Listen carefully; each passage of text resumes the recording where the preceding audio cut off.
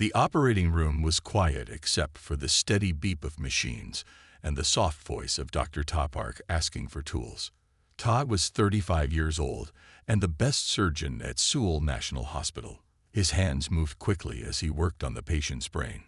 "Scalpel," he said, and Young Me, the head nurse, placed it in his hand. That was when it happened. A sharp pain shot through Ta's chest. He dropped the scalpel. His face turned white. "Dr. Park?" Young Me asked, her eyes wide with worry. Tai tried to speak but couldn't. The pain was too much. He pressed his hand to his chest and fell to his knees. The room erupted in shouts. "Code Blue, Dr. Park is down," Young Me yelled.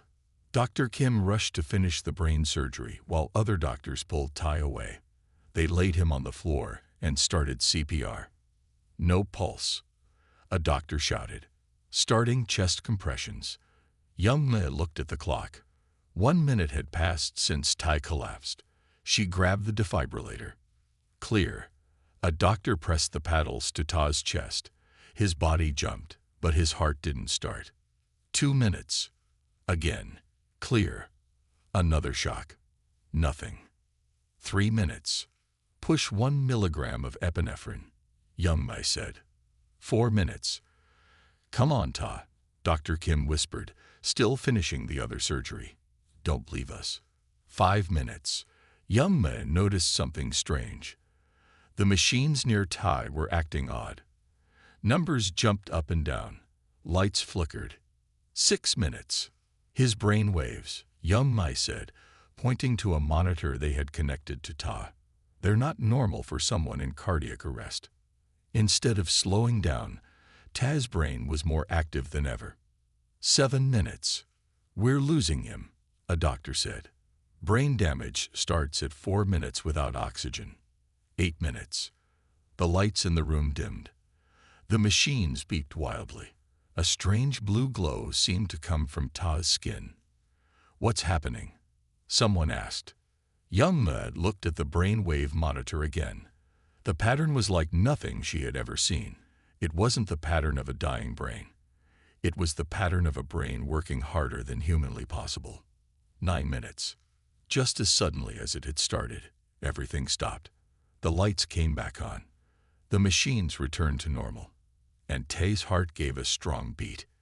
"We have a pulse," the doctor shouted in surprise. Tae's eyes flew open. He gasped for air and sat up so quickly that he knocked over a tray of tools. Everyone stepped back in shock. "Hana," Ta said, his voice clear and strong. "Where is Hana?" Young Me moved closer.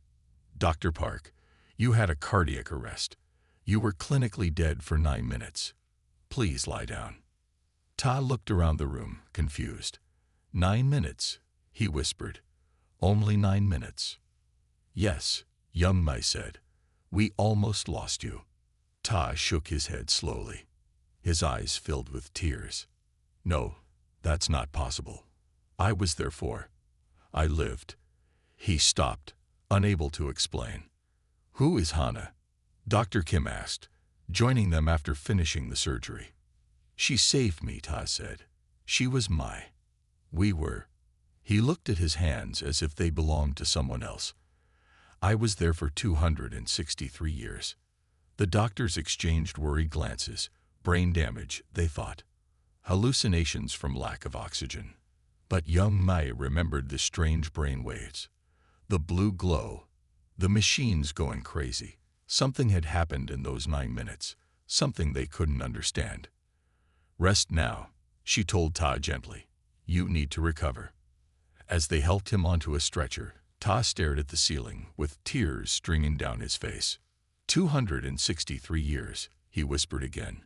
"And now she's gone." 2 weeks after his heart stopped, Ta sat in his apartment staring at the wall. The doctors had told him to rest, but sleep wouldn't come. Every time he closed his eyes, he saw Siam. He saw Hana. His phone rang again. It was the hospital. They wanted to know when he would return to work. Ta didn't answer. How could he explain that he felt like a stranger in his own life? Someone knocked on his door. Tai ignored it at first, but the knocking continued. With a sigh, he got up and opened it. "You look terrible," said Jai-Ho, his friend and fellow doctor. She pushed past him into the apartment. "You haven't answered my calls." "I've been busy," Ta said. Jai-Ho looked around at the mess. Papers covered every surface. On them were strange drawings, words in a language she didn't know, and complex equations. "What is all this?" she asked. Tai ran his hand through his hair. "You wouldn't believe me. Try me."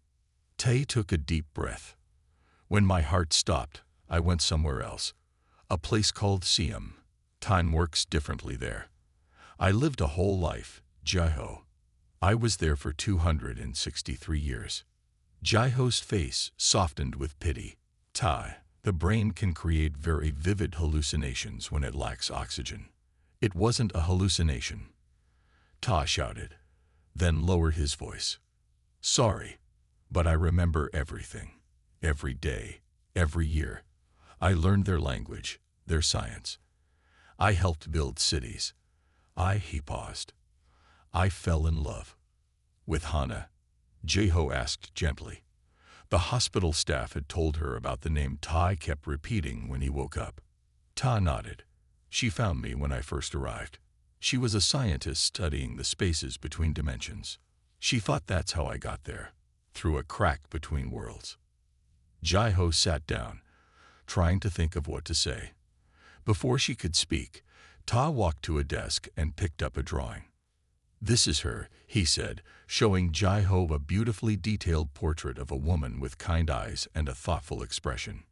"You drew this?" Jai-Ho asked, surprised. Ta had never been able to draw before. "I learned in Siam. I had plenty of time to practice." A sad smile crossed his face. "Hannah said I was terrible at first. It took me 20 years to get good." Jai-Ho studied the portrait. The woman looked so real, so alive on the paper. Could a hallucination be this detailed? "Tell me about her," Jai-Ho said. Tai's eyes lit up. She was brilliant. She could see problems from angles no one else could. She loved to stand in the rain. She said it helped her think. She hated the taste of sweet things, but would eat them anyway because she loved the idea of dessert. As Tai spoke, his voice became stronger. The memories poured out of him.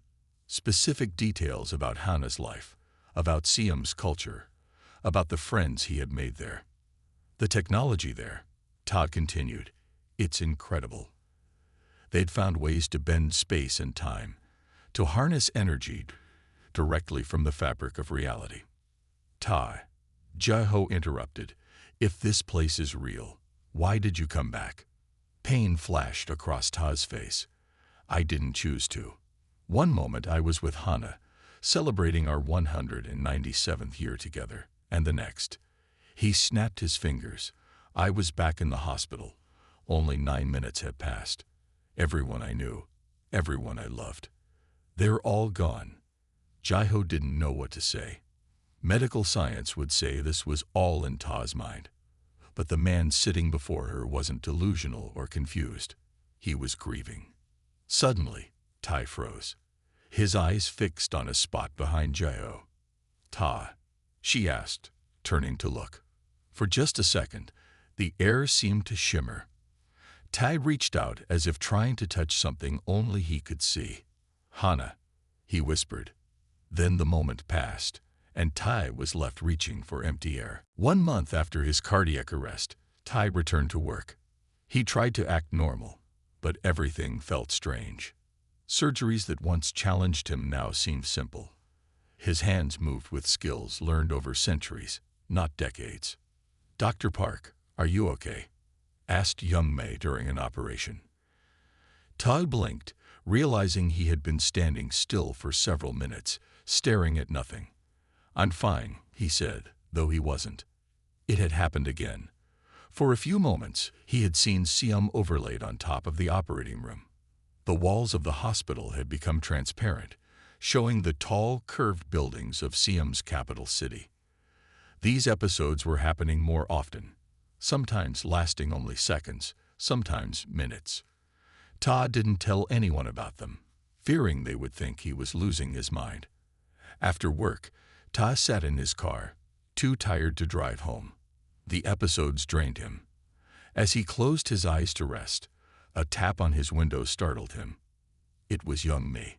"You forgot this," she said, handing him a small notebook through the window.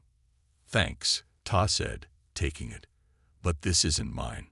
Young Mei frowned. "It was on your desk with your name on it." Ta opened the notebook.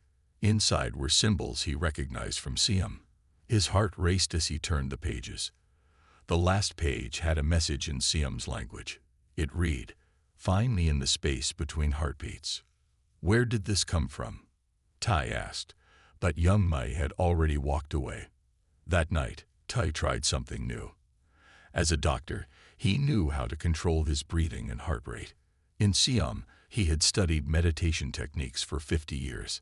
He sat on his floor, slowed his breathing, and focused on his heartbeat. Between each beat, he tried to find the space, the moment between moments. Nothing happened the first night, or the second. On the third night, as his heart slowed to 40 beats per minute, something changed. The air in front of him rippled like water. A small circle of light appeared, no bigger than a coin. Through it, Tai could see a room filled with strange machines. "Hana," he called out. The circle flickered but stayed open. A face appeared on the other side, aged, wrinkled, but with the same kind eyes Ta remembered. Hana. She looked to be around 90 years old. "Ta," she said, her voice faint. "At last." "How is this possible?" Tai asked, tears filling his eyes. "Your cardiac arrest created a unique pattern in your brain," Hana explained. "It resonates with our dimension. I've spent years searching for that pattern, trying to find you." "Years? How long?" Tai asked. "It's been 26 years since you vanished," Hana said.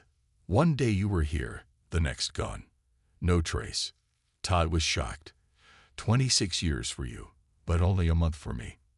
Hana nodded. "Time flows differently between our worlds. Your 9 minutes of death on Earth was 263 years here.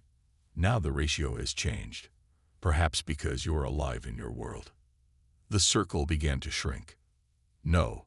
Tai reached for it. "Don't go. The connection is weak," Hana said quickly. "But now that I found you, I can make it stronger. I'll build a device too." The circle closed with a soft pop, leaving Ta alone in his apartment. He sat still for a long time. Then he began to laugh through his tears. Hana was alive. She was looking for him, and now he knew it hadn't been a dream. Siam was real. Ta walked to his desk and pulled out fresh paper. He began drawing plans for a device that could strengthen the connection. Knowledge from 263 years in another world flowing through his hands. For the first time since his heart stopped, Ta felt hope. Ta's apartment no longer looked like a place where someone lived. It looked like a laboratory. Strange devices filled every corner. Wires ran across the floor. Computer screens showed data in endless streams.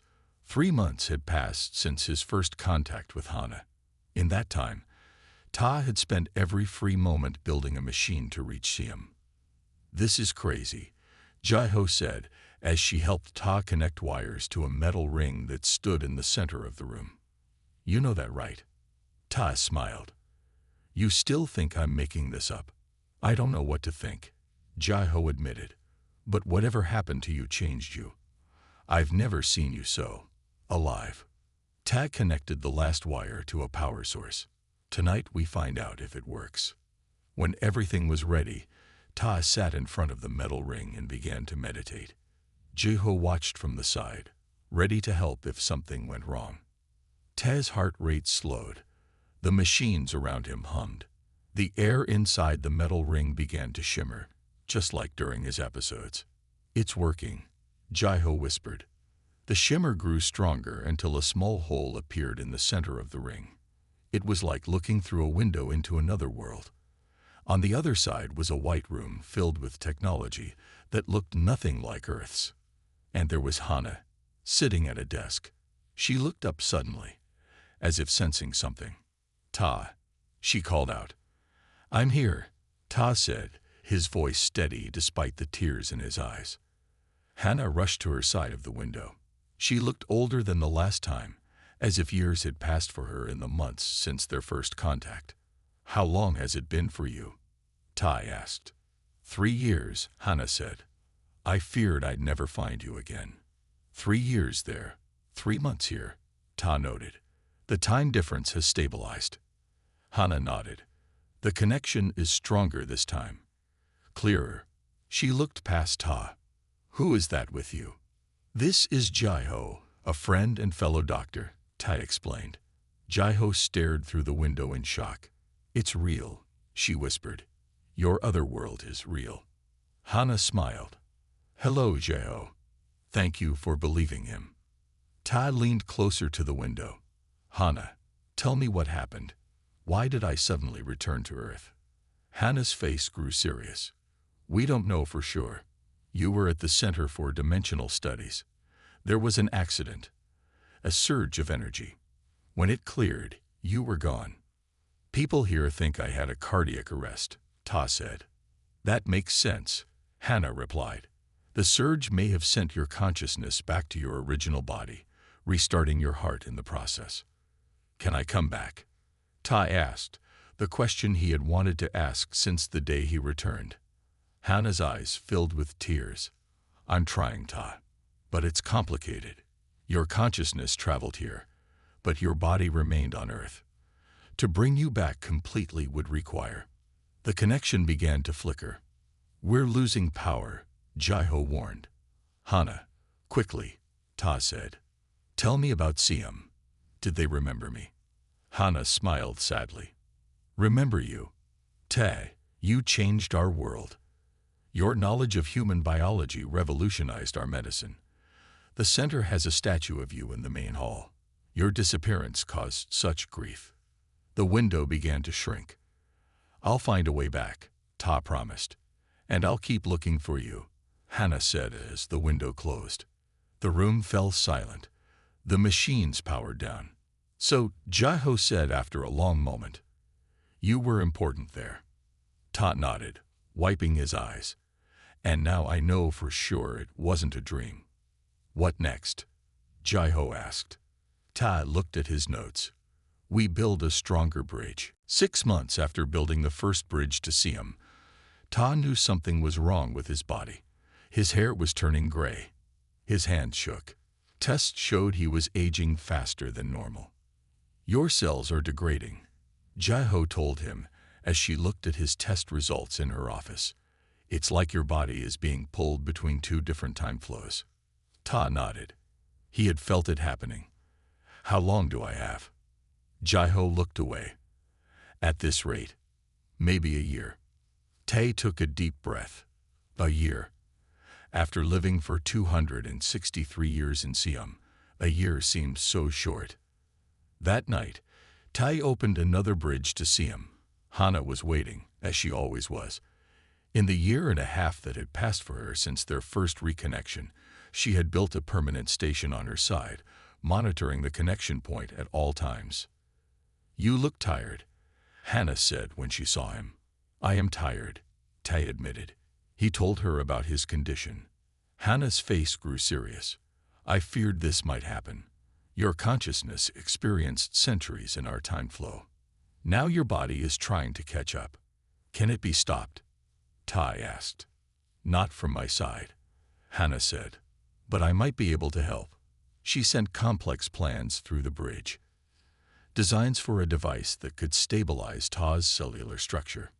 Ta studied the plans. The technology was far beyond anything on Earth. "I would need special materials, advanced tools." "You need to decide, Ta," Hannah said gently. "Build this device and stay on Earth with a normal lifespan. Or what?" Ta asked. "We've been developing a method to bring you back completely," Hannah said. "Not just your consciousness, but your physical form. It would mean leaving Earth forever." Ta sat in silence. Leave Earth forever. Never see Jaiho or his family again. I need time to think, he said finally. The next day, Ta walked through the hospital halls, seeing it with new eyes. This had been his whole world once. Now it felt like just a small part of his life. Young Miss stopped him in the hall. Dr. Park, are you okay? You've been different since that day. Ta smiled. I'm fine, Young Me. Just seeing things differently now. How so? She asked. Ta thought about how to explain. Have you ever felt like there was more to life than what we can see? Like you were meant for something bigger? Young Me nodded slowly. Sometimes. I'm at a crossroads, Ta said. I can stay on a safe, familiar path, or I can step into the unknown. Which will you choose? Young Me asked. Ta didn't answer. He didn't know yet. That evening, Jaho came to Ta's apartment with a surprise. She had brought the supplies needed to start building Hannah's device. How did you get these? Ta asked, amazed. I have connections, Jaho said with a smile. And I don't want you to die, Ta. They worked through the night, building the first parts of the stabilizer. As dawn broke, Jaho asked the question Ta had been avoiding. If this works, will you stay? Ta put down his tools. I don't know, Jaho. I lived a whole life there. I made a difference. You make a difference here too, Jaho said. But is it enough? Ta asked, more to himself than to her. As the sun rose, Ta looked at the bridge device in the corner of the room. It sat dark and silent, a doorway to another world, to Hannah. I need to make a choice, Ta said. And soon, word of Ta's strange case spread quietly through the hospital. Doctors who had seen his medical tests talked. Nurses who had witnessed his episodes whispered. Soon, a small group gathered in Ta's apartment one evening. So you're saying there's another world? And you lived there for centuries? Asked Min, a young physicist who worked in the hospital's research department. His eyes were wide with excitement. That's right, Ta said. He was too tired to hide the truth anymore. And now your body is aging too fast because of it, added Dae-sung, a neurologist who specialized in brain function. Jae-ho nodded. We're building a device to stabilize him, but we need help. The small group looked at each other. There were 5 of them in total. Ta, Jae-ho, Min, Dae-sung, and Soo, a computer scientist who had designed programs for the hospital. Show us, Soo said simply.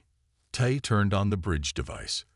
The familiar window opened, showing Hannah in her lab. She looked surprised to see so many people. Ta, what's happening? She asked. I need help, Hannah, Ta said. I'm forming a team. After seeing Siam with their own eyes, the group became believers. They moved Ta's equipment to an old research building outside the city where they could work without being watched. Days turned into weeks. The team worked tirelessly. Min studied the physics of the bridge. Dae-sung monitored Ta's brain patterns. Soo created programs to analyze the data from Siam. Jae-ho coordinated everything. The stabilizer is almost ready, Jae-ho told Ta one night as they worked late. But there's a problem. The materials Hannah sent in her plans, some of them don't exist on Earth. Ta frowned. Can we find substitutes? Min is trying, Jae-ho said. But it might not work as well. Through the bridge, Hannah shared more and more knowledge from Siam. The team was amazed by what they learned. Siam had cured diseases that still killed millions on Earth. They had solved energy problems, food shortages, climate issues. We need to share this with the world, Dae-sung said one day. Not yet, Ta warned. If the wrong people find out about the bridge before we understand it fully, they might try to control it. As if his words were a warning, that same evening they noticed a car parked outside their building. Men in suits watched them come and go.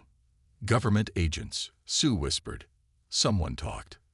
We need to be careful, Ta told the team. From now on, we only discuss Siam inside this building. Despite the watchers, the team made progress. The stabilizer began to take shape. It looked like a vest, covered in small devices that would regulate Ta's cellular aging. It's ready for testing, Jaiho announced after a month of work. That night, as Tai prepared to try the stabilizer, Hannah called to him through the bridge with urgency in her voice. Tai, we've had a breakthrough. We can bring you back to see him now. Completely. Ta looked at the stabilizer vest, then at his team. They had worked so hard to help him stay on Earth. What's the catch? He asked Hannah. The process is one way, she explained. And there's a risk your memories of Earth might fade over time, just as your memories of Siam faded when you returned there. Tai felt torn. Stay on Earth with a device that might extend his life, but keep him trapped between worlds. Or return to Siam and risk losing his memories of Earth. Outside, more government cars had arrived. Their time was running out. We need to decide, Jaiho said, looking out the window with worry. And soon, the team worked through the night to improve the bridge. With Min's adjustments, the window to Siam grew larger until it was the size of a door. It's stable, Min said, checking his instruments. We can see more of Siam now. Through the enlarged window, they could see beyond Hannah's lab for the first time. Outside her windows lay a beautiful city with tall, curved buildings that seemed to flow like water. The sky was a deeper blue than Earth's. Strange vehicles moved through the air. It's beautiful, Jaiho whispered. Hannah stepped through the lab into their view. We're ready on our side, she said. But before you make your choice, Ta, there's something you need to know. Something I couldn't tell you before. The team gathered around the window, curious. Siam isn't just another world, Hannah began.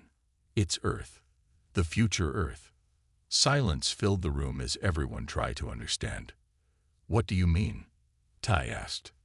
In the 24th century, Earth faced destruction, Hannah explained. A cosmic event that would wipe out all life. Our scientists found a way to save some of humanity by creating a pocket dimension, a bubble of space and time separated from the main universe. That became Siam. You're from the future? Daesung asked, amazed. Hannah nodded. Yes, Siam was built by descendants of people from your time. We've lived here for over 700 years. Ta sat down, shocked. Why didn't you tell me this during my 263 years there? It was forbidden, Hannah said. We feared changing the timeline. But now things are different. How? Tai asked. You weren't supposed to go back to your time, Hannah explained. When you did, it created a new path for history, a chance to change things. Jaiho stepped forward. Change what things? The decisions that led to Earth's destruction, Hannah said. With knowledge from Siam, you could help Earth avoid our fate.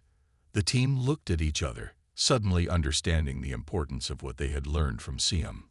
There's more, Hannah continued. Tai, you weren't connected to Siam by accident. Your genetic code allowed it. Why me? Tai asked. Hannah's eyes filled with tears. Because you're my ancestor. The room went completely quiet. That's not possible, Ta whispered. It is, Hannah said. I found records of my family line that traced back to you. When your heart stopped, it created a bridge through time because our DNA resonated across dimensions. Tai thought about his time in Siam, the strange way Hannah had always seemed familiar to him. That's why I felt such a connection to you. Yes, Hannah said. And that's why I never told you. How could I explain that you were my great-great-grandfather from the past? Outside the building, car doors slammed. The government agents were moving in. We're out of time, Sue warned, looking at security cameras. They're coming in. Tai, you must decide, Hannah urged. Stay and try to change Earth's future with what you've learned, or come to Siam and help us find a way to reconnect with Earth. Ta looked at the stabilizer vest, then at his team, then at Hannah. The weight of two worlds rested on his choice. There's a third option, Jaiho said suddenly. What if we make the bridge permanent? Connect both worlds. Hannah's eyes widened. It might be possible, but it would take enormous energy, and the time difference would cause problems. We'll figure it out, Min said confidently. The first sounds of people entering the building reached them. Whatever you decide, Hannah said to Tai. Decide now. I've made my decision, Ta said, standing tall despite the pain in his aging body. I'm going back to see him. Jaiho's face fell. Ta. It's the only way, Tai explained quickly as they heard footsteps on the stairs. My body is failing here, and I can do more for Earth from Siam than I can do here. How will we finish what we started? Min asked. Ta pointed to the stacks of notes and data they had collected. Everything I learned in Siam is in those notes. The bridge technology, the medical advances, the energy solutions. Use them to change Earth's future. Sue moved to the door, placing a metal bar across it. That won't hold them long. Hannah spoke through the bridge. If you're coming, Tai, we need to start the transfer now. Your consciousness will travel through the bridge, but your body will remain on Earth. Like when my heart stopped, Ta said, understanding. Yes, Hannah confirmed. But this time, we're prepared to receive you. We've built a new body for you, based on your DNA pattern. Tai turned to his friends. I need you to protect my body for 9 minutes after the transfer begins, just like when my heart stopped. That will give my consciousness time to fully transfer. 9 minutes, Jaiho repeated. We'll give you that. Dae-sung stepped forward. The agents will try to shut down the bridge. I'll reroute the power to keep it running. Heavy banging started on the door. Open up. Government security. Ta hugged each of his friends quickly. Thank you for believing me, for helping me. Jaiho wiped away tears. We'll continue your work, Ta. We'll change Earth's future. Ta moved to the bridge. Hannah had a machine ready on her side. It glowed with blue energy, similar to what witnesses had seen around Ta during his cardiac arrest. I'm ready, Ta told her. The door splintered as the agents began breaking through. Begin transfer, Hannah commanded. Scientists on her side activated the machine. Blue light flowed from the bridge, surrounding Ta. He gasped as his body seized up. Jiho rushed to catch him as he fell. His heart stopped, she shouted, laying him down. The agents burst into the room, guns drawn. Step away from the equipment. Hands up. We need to protect him for 9 minutes, Jaiho whispered to the team. Min and Sue moved to block the agents from reaching Ta's body. This man needs medical attention, Jaiho told the agents, kneeling beside Ta. He's in cardiac arrest. I'm a doctor. The lead agent hesitated, then lowered his weapon slightly. What is that? He asked, pointing at the glowing bridge. A scientific breakthrough, Dae-sung said. One that could save millions of lives. In the confusion, Jiho began CPR on Tai, counting the minutes. The agents moved around the room, examining the equipment but unsure what to do. Through the bridge, they could see Hannah standing before a pod where a body lay. A new body for Ta. The blue energy flowed from the bridge into the pod. 7 minutes, Jaiho counted. Shut that thing down, the lead agent ordered, pointing at the bridge.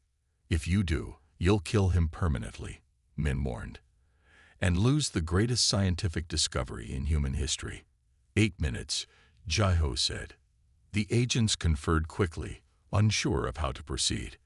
The lead agent stepped toward the bridge device. Don't touch that, Dae-sung shouted. 9 minutes, Jaiho announced. At that moment, the blue glow around Ta's body faded. On the other side of the bridge, the pod opened. Ta's body on Earth remained still, his heart silent. But in Siam, another Tae opened his eyes and sat up. 9 minutes passed as the team protected Ta's body. Then 9 years. Then 90. On Earth, things changed quickly after that day. The government agents who stormed the lab didn't shut down the bridge. Once they understood what they were seeing, they called in higher authorities. The bridge became Earth's most important scientific site. A special facility was built around it. Jiho became its director. Min, Dae-sung, and Sue worked with her, using their connection to Siam to bring knowledge back to Earth. Tez's original body was preserved in a special chamber near the bridge. Though his heart never restarted, the bridge continued to work. Something of his consciousness still connected the two worlds. In Siam, Te awoke in his new body feeling stronger than he had in months. Hannah was there, now an old woman of 95, her eyes filled with happy tears. "Welcome home," she said. Te learned to use his new body quickly. It was an exact copy of his original one, but without the rapid aging. He could live a normal lifespan in Siam now, another 100 years or more.